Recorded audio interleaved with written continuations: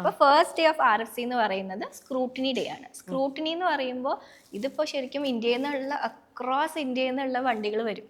അപ്പോൾ നമുക്ക് എന്താ പറയുക, പല പല മോഡിഫൈഡ് വണ്ടികളും, ഈ മോഡിഫിക്കേഷൻസ് ചെയ്യുന്നത് നമ്മുടെ ഇഷ്ടത്തിനും നമ്മുടെ എന്താ പറയുക കംഫർട്ടിന് വേണ്ടിയിട്ടാണ്. എത്ര നല്ലോണം നമുക്ക് ഇത് ഓടിച്ച് തീർക്കാൻ പറ്റും അങ്ങനെ. അപ്പം നമുക്ക് നമ്മുടെ ഇഷ്ടത്തിന് നമുക്ക് ചെയ്യാം.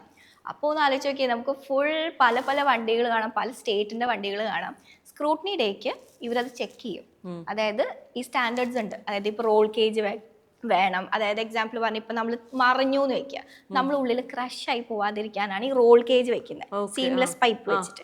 അത് വേണം. പിന്നെ ഇൻഡിക്കേറ്റേഴ്സ് വർക്ക് ചെയ്യണം. അങ്ങനത്തെ ചെറിയ ചെറിയ കാര്യങ്ങളുണ്ട്, വലിയ വലിയ സ്റ്റാൻഡേർഡ്സ് ഉള്ള കാര്യങ്ങളുണ്ട്. എല്ലാം അവർ ചെക്ക് ചെയ്യും. നമ്മുടെ വണ്ടി കേപ്പബിൾ ആണോ ഫോർ ദിസ് ചെക്ക് ചെയ്യും. അതാണ് ഡേ 1. പിന്നീടുള്ള ഡേയ്സ് നമുക്ക് 5ഉം 4ഉം ഒക്കെ ആയിട്ട് നമുക്ക് ഓരോരോ ഇവന്റ്സ്, ഓരോരോ സ്റ്റേജസ് ആയിട്ടാണ് ഉണ്ടാവുക.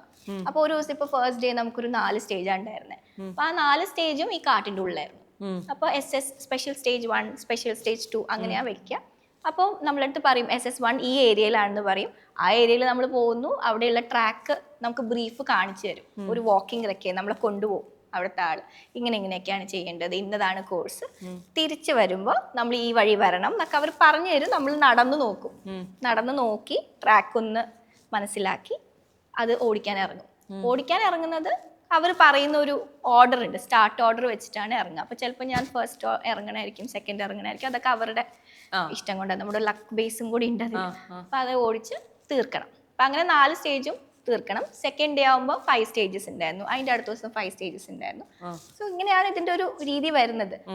ഫൈനൽ ഡേ ആണ് 3 സ്റ്റേജ് ഉണ്ടാവും. പിന്നെ അത് കഴിയുമ്പോൾ നമുക്ക് price distribution and that's it. അങ്ങനെ ഒരു വീക്ക് ലോങ്